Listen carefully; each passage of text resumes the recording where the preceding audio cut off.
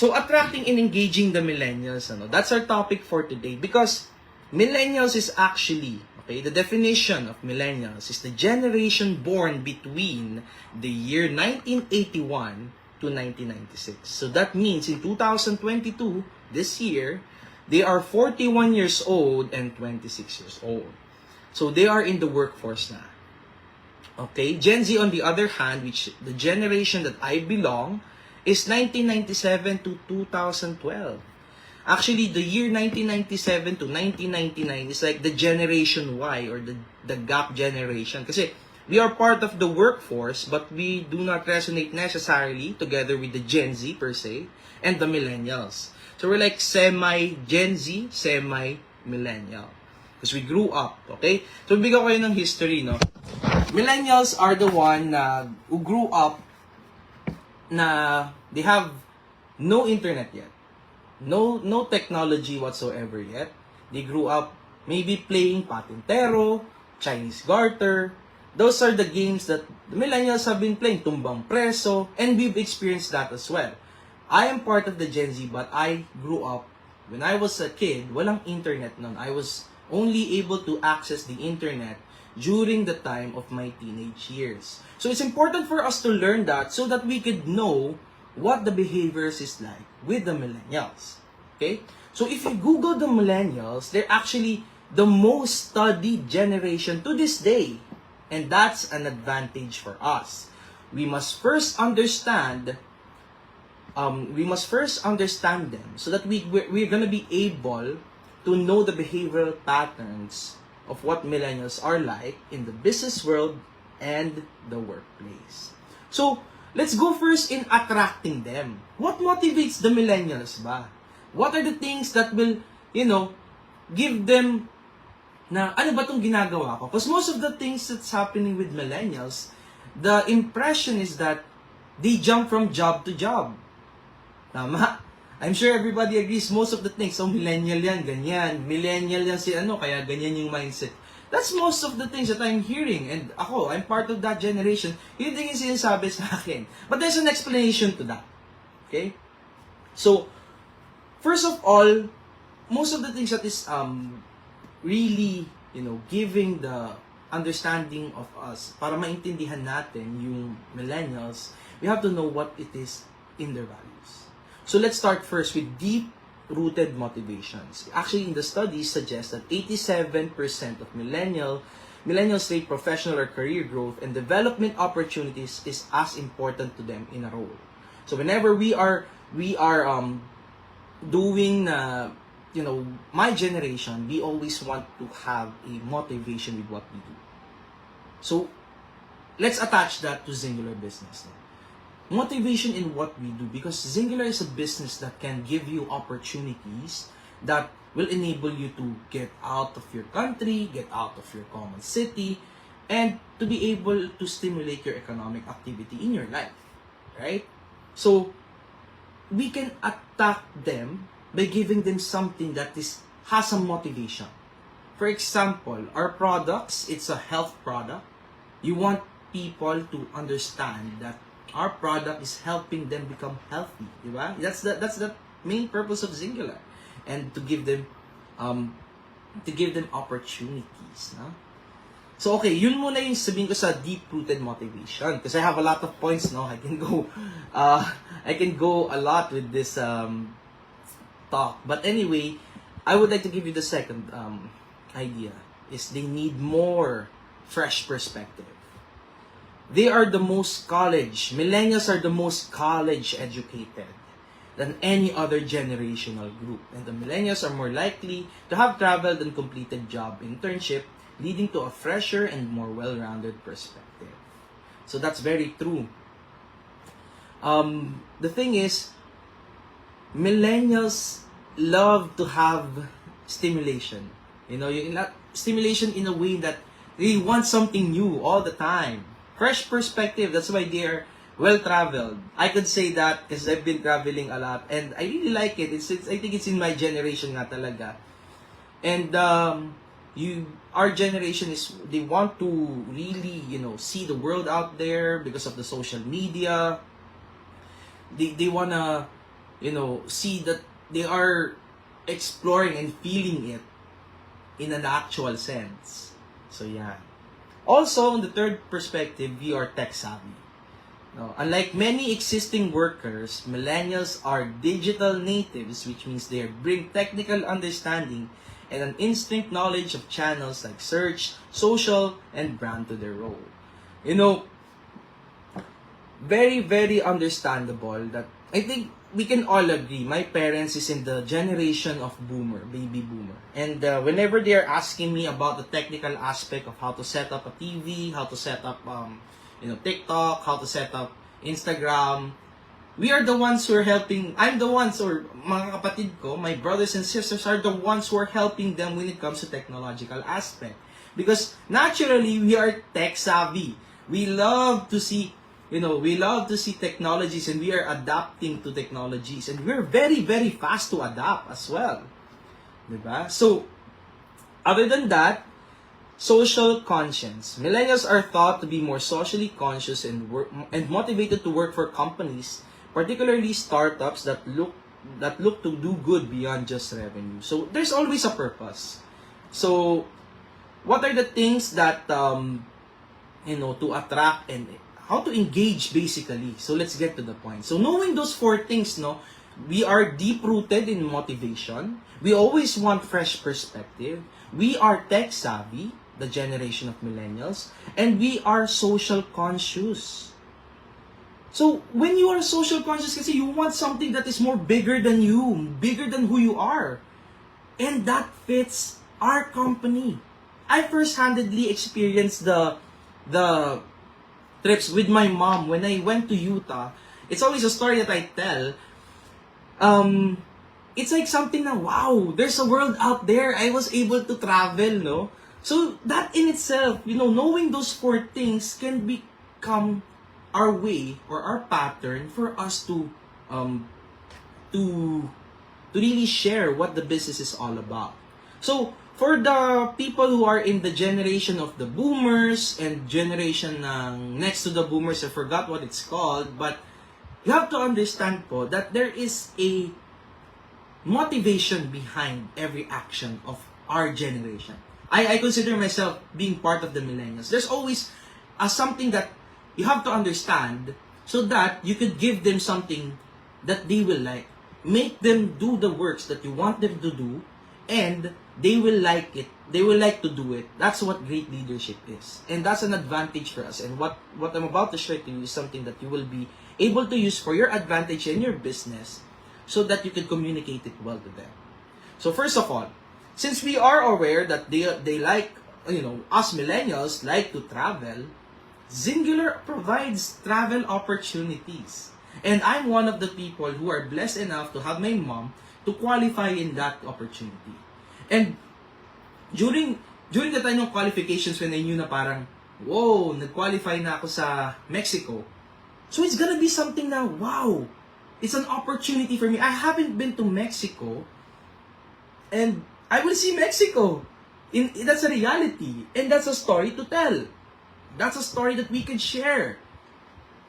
Now the products, why are we sharing the products in the first place? Because we know that these products will help us.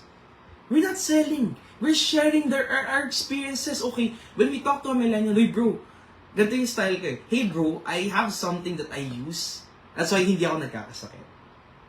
I use this product. I'm sharing my experience with you. I'm sharing what I have experienced and I'm giving it to you. Try it out. And then they're gonna like it.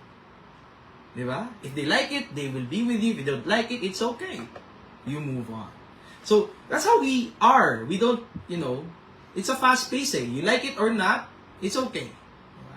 Tech savvy. We love to go document myself. I myself has been documenting my progress, although I got, a little bit put on the weight, but I myself has been documenting my weight loss journey. It's in the yo-yo stage, but I understand that. And we're documenting ourselves. We're tech savvies. We want to, when we become at the age of like maybe 50s, 60s, we want to see ourselves in our 20s. And we have that opportunity by being tech savvy tech-savvy generation we are, we have that opportunity to watch ourselves when we come to that age, at the age of 60, we're gonna see the vlogs, the videos that we have posted, the friends that we have made, the vlogs, the what else? Yung mga pictures that we have posted in our social media. It's gonna be there forever. That's our generation. Now that's the difference between the boomers, the generation who grew up with the internet during in their younger years.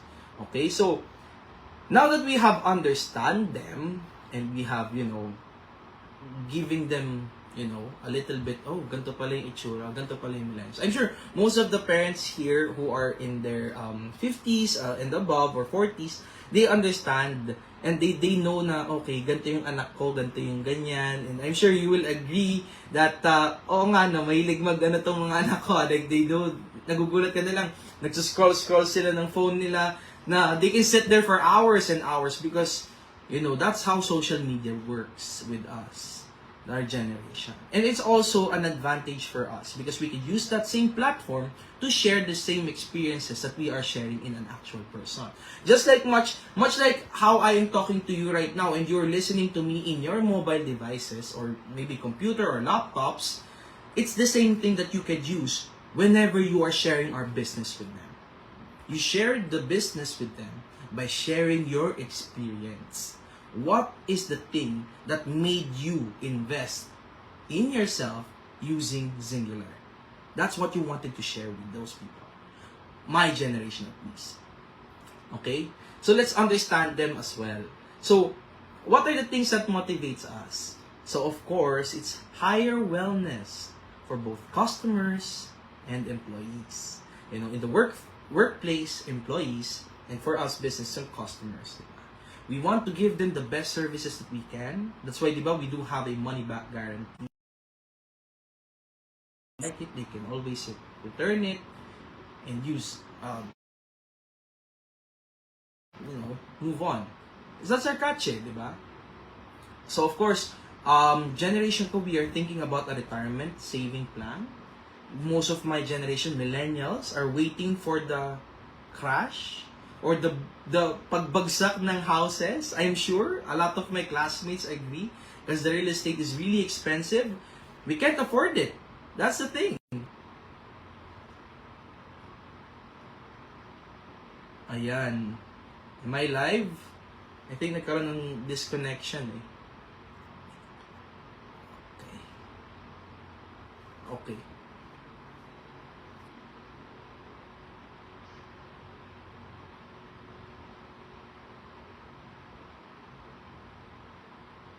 Am I live? Can you comment if I'm still live? Ayan, nawala tuloy ako. Ayan, okay. So, going back there, no? We are waiting for the crash. We are waiting for the, the next crash so we can afford the housing. Diba? But for us, you can use it for an advantage. Okay, there's a business ang sharing ko dito. Do you know that there's like for you to learn and to understand that you can have an economic activity na madadagdagan ka ng income. That's the challenge what my mom is always telling. Invest in this because it's a product and there's a system that you could be using for your advantage. And you distribute this product, you share it, you help it, you help yourself to share it to other people. So that's it.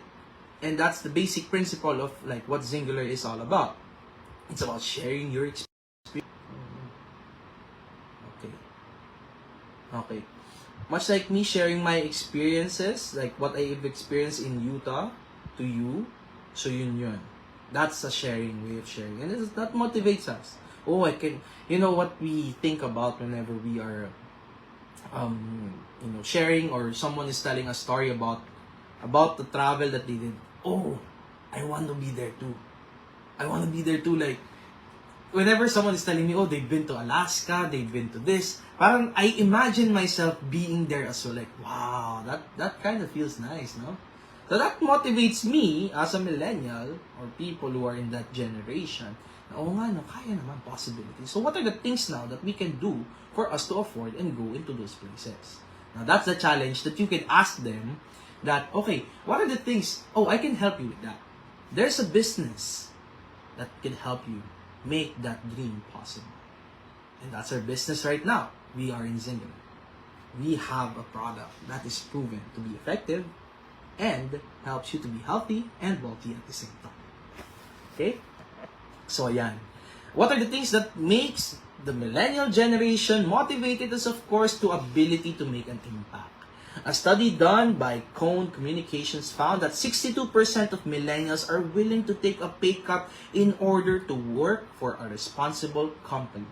Making an impact is indeed said to be a holy grail of millennials within the workplace. So whenever we are, doing things, why? Why are we doing things? It's always like that. I myself have experienced that dilemma before. Sabi ko, bakit ko ba ginagawa tong mga bagay na to? Until you found, or until that person found the purpose of what they are doing. But, hindi sila masasatisfy sa trabaho nila. But once they found that, na why they are doing what they are doing, they found the reason. They found whatever it is that is motivating them. I promise you, they will stay loyal to it no matter what. Because us, my generation, the millennial generation, are willing to take a pay cut in order to work for a responsible company. Because Singular is responsible. Am I right? Type yes if you agree. Type no if you don't agree. I will respect that still. See? So sa live chat natin, ayan, that's the thing we have to resonate with them. We have to resonate with the millennials. We have to resonate with them and talk to them in their level. That's the thing. We have to communicate and connection. There you go. Okay. Sorry, nagkakaroon ako ng internet problems as I stayed here. Okay, so one of the things that we are also motivated with is reward in the form of financials, diba? As well as personal, regular feedback cycles, the chance for progression. That's the thing that motivates us. We want to have a constant feedback. Okay, how am I doing? Am I doing it right? Am I doing it wrong? We are in the, the younger generation of workforce. And of course, we are motivated with the financials na may bonuses, may mga ganyan tayo, and that fits our business as well. Diba? When you qualify for you to start, diba, mag-distributor ka muna, and then you're gonna be a manager, and then ayan, nawawala-wala yung internet ko. I'm so sorry, everyone. Okay, am I live still? Nandiyan pa ba? Ayan. Okay, so rewards in the form of financials, okay, and of course, freedom. 70% of millennials want flexible working, which might include in the ability to set their own hours, work from home, or from a remote location. So, ayan. I'll try to reconnect with the Wi-Fi that I have with my cell phone. So, Mrs. R. Ayan. Ayan. Financial rewards, yes. Okay. Naka-live na ulit ako. Okay. I think nawala yung ko. Nawala. Okay. I think I'm back. Sige. So sorry. Alright. So, I'm sorry again guys na nawala yung live natin. Nasa na ba ako sa topic ko? I think it's the rewards, no? That's our last topic. Now I would like to talk about the freedom. So again, I'll be telling it again kasi I think naputol. 70% of millennials want flexible working, which might include the ability to set their own hours, work from home, or from a remote location. I think my mom would agree to that because that's what I wanted talaga. I wanted to have a flexible life that I could go, not being in an 8 to 5 job. And that's what Singular is all about, diba? We wanted to give opportunities enough. Okay, echo. How about now? I don't know what's happening with my internet, so yeah. And how about now, sir? Okay na po ba? No echo? Or still may echo tayo? Gilid naman yung live natin. Ayan. Okay. Ayan, okay na. Okay, perfect. Sige, thank you, Sir Bonds, for that feedback. So, ayan, going back, no, we are motivated by that. We want freedom. You know, we don't like being tali sa office. That's the difference between the generation of the boomers and the generation of millennials, because we want to have a flexible life. That's why the impression is always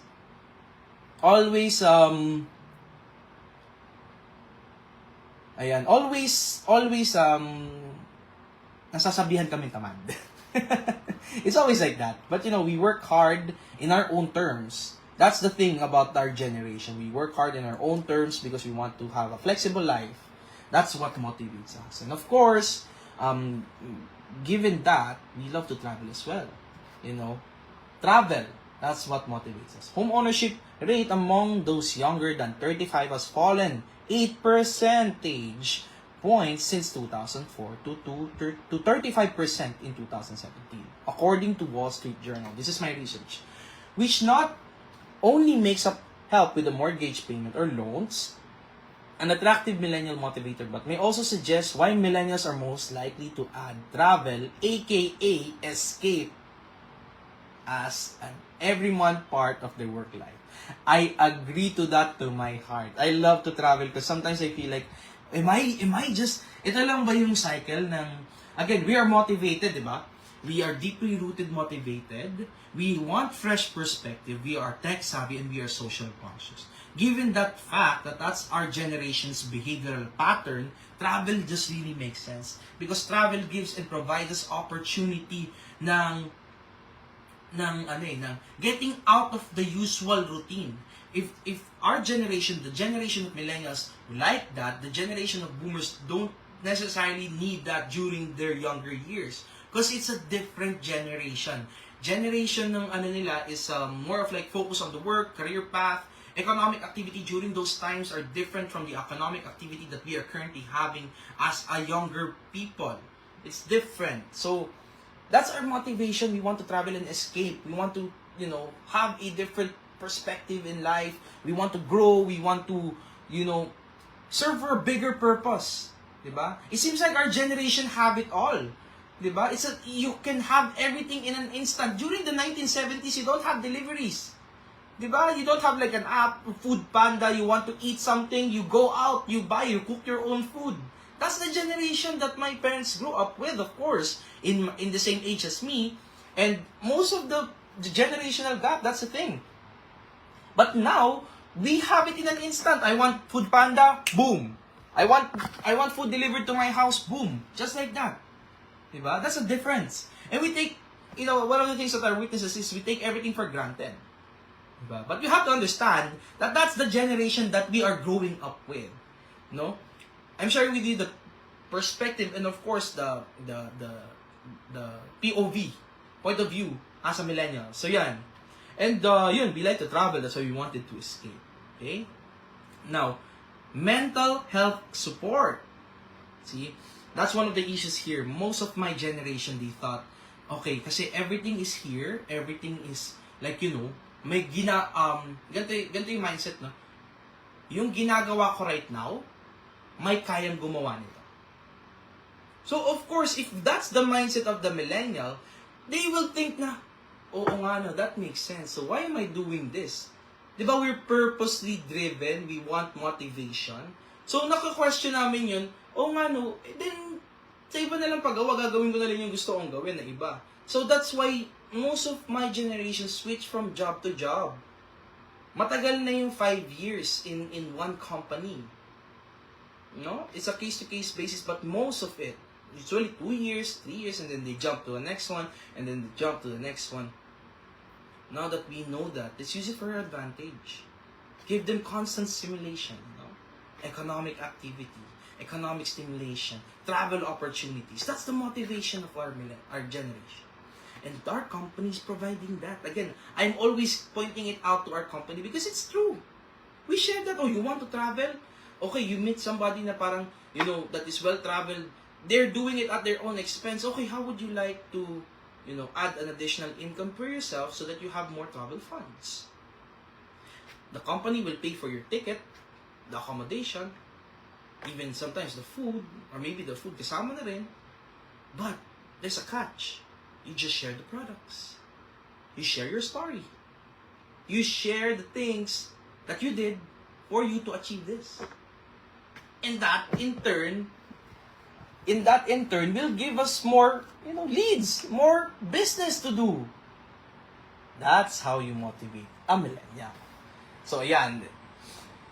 So, going back again, of course, we like to digitize the workspace. We have Instagram now. We can promote our products with Instagram, TikTok, Instagram Reels, Facebook Reels. A lot of social media platforms has been used and utilized. We can use that. I remember I met Logan Briggs and Michaela Tillman. They're from US. I think it's in, I forgot the state that they're in. Arkansas. Yan. So, yun yung state na galing sila, and they're using the platform. I'm following them on Instagram, and nakikita ko how they promote their products. They just, post about their life, they're influencers, they did that, and they are in the level of, I think, the same level as my mom, kasi they were in Utah. They treat it as a business. They use social media to promote their products as well. They utilize it. That's how because they're part of the millennial generation.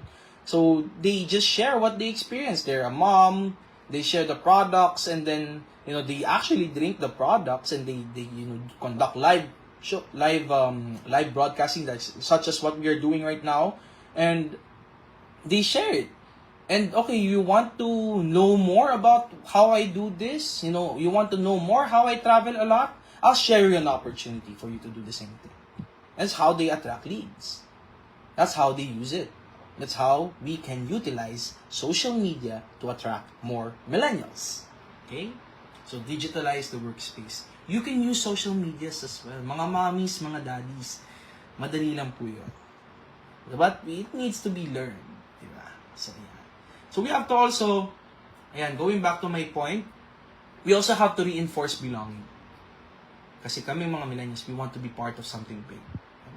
Maslow's hierarchy of needs, belonging is one of the highest attributes a person needs to feel secure, and this doesn't just sit with social or family constructs. Ensuring your Maslow's hierarchy of needs, belonging is one of the most,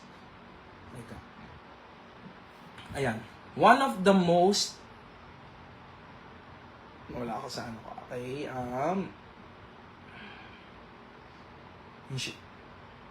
ensuring your employees or us feel like they belong to the team is also essential in keeping them engaged.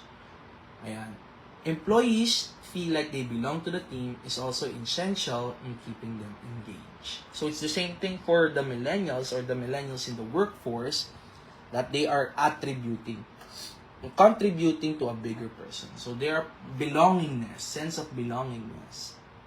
So you see, us generation, we like to hang out with the same age, and sometimes there's a gap differences na parang, how come they don't understand this, they don't understand that. The millennial kids are blaming some of the millennial kids, they're blaming their boomer parents. They're having a miscommunication, but it's okay. It's like it's normal because you grew up with a different perspective. But that's part of it. So for us to understand it, we also must understand that there is a difference between the generation, and once we are aware, we can now address that. We can now help them to be motivated. Now, once you are aware, diba, you don't know what you don't know until you know what you don't know. Makes sense? I think I've said that before. You don't know what you don't know until you know what you don't know. You're now aware. And now, when you have the self-awareness, you will now be having the power to take an action on that. So we must first be aware, and research about them. Okay? So, lastly, this is what I'm gonna share with you. You want to share the purpose. Because our generation wants to have a purpose again, di ba? The purpose, I call them, this is my quote na, the purpose-driven generation. Millennials are the purpose-driven generation. If they think what they are doing right now is not contributing to the betterment of the society, they won't like it. If they think that they're just part of the machine, doing all the chuk-chuk-chuk like that, you know what I mean? They won't function there well. Because they need mental breaks, they need help. And sometimes yun nga the misconception is that as we are the generation that is most researched, we are the most entitled generation. I do get that a lot. And I am sure some of you will agree with that statement because it's true. Sabi nga ni Sir Bonds dito, diba? Immediate gratifications. We want things instantly if possible. Because that's the reality that we grew up in. And sometimes we take it for granted. Now, for everyone who are not in that, belonging in the generation, or for you, or if you are belonging to that generation, if you agree that with what I'm saying or what I research, type agree in the comment section. So yan. That actually concludes my my research and my sharing with you with how to attract and motivate the millennials. Attracting and engaging the millennials. Engaging basically is how do you talk with them. Attracting is how do you get them. Diba? You attract them by being there in the social media platform. Being there presently lang, kahit if you don't know what you're doing. It's so funny na makikita mo yung mom mo, yung dad mo na sa TikTok, they were like doing videos or, sharing what their perspective is in the 13 topics, diba? So that's it That's how you use and utilize and understand the generation that what Millennials is all about. So, ayan. So, before I end my live, shoutout muna tayo kay Ma'am Erlinda, my mom, of course, and kay Bonds. Thank you for this opportunity of me sharing with you and to our 16,000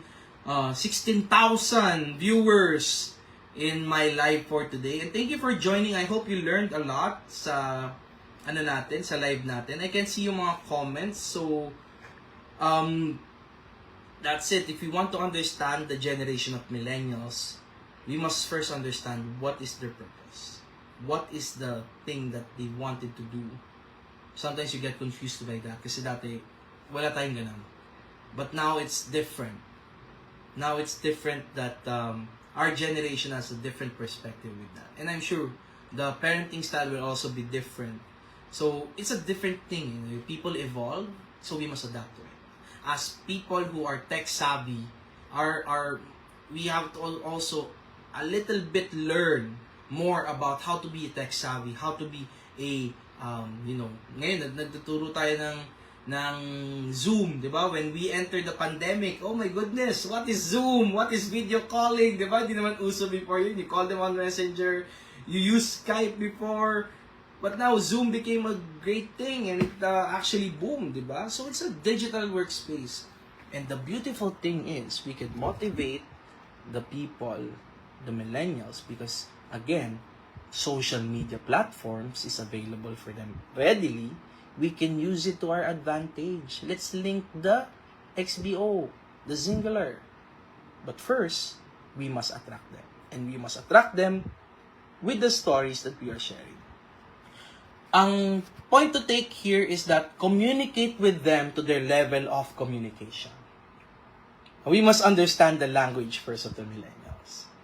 So, I hope nag-learn po tayo. We learned a lot from this sharing. And I would like to thank everyone for attending this live. And it's for the people who haven't watched this, you can rewind this. This is a live in our group page. You can watch it again.